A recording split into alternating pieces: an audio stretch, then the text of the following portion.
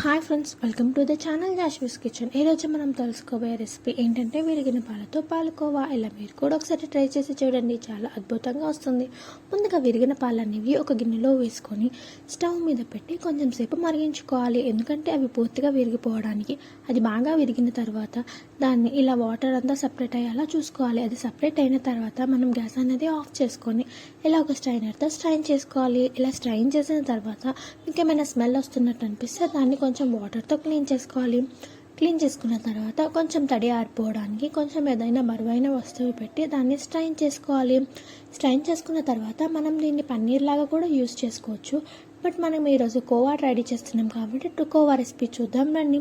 ఫస్ట్గా ఆ కోవాని తీసుకెళ్ళి గ్యాస్ మీద మళ్ళీ పెట్టుకొని కొంచెం సేపు దాన్ని ఫ్రై చేసుకోవాలి. అది ఫ్రై చేసుకున్న తర్వాత దానికి మనం కావాల్సిన షుగర్ అనేది వేసుకోవాలి. అది వేసుకున్న తర్వాత దాన్ని కొంచెం సేపు ఫ్రై చేసి దాని తర్వాత కలర్ చేంజ్ అయిన తర్వాత తీసుకుని సర్వ్ చేసుకుంటే మనకి కావాల్సిన పాలకోవా అనేది రెడీ. ఈ వీడియో మీకు నచ్చినట్లయితే ఛానల్ని సబ్స్క్రైబ్ చేసుకోవడం మర్చిపోకండి.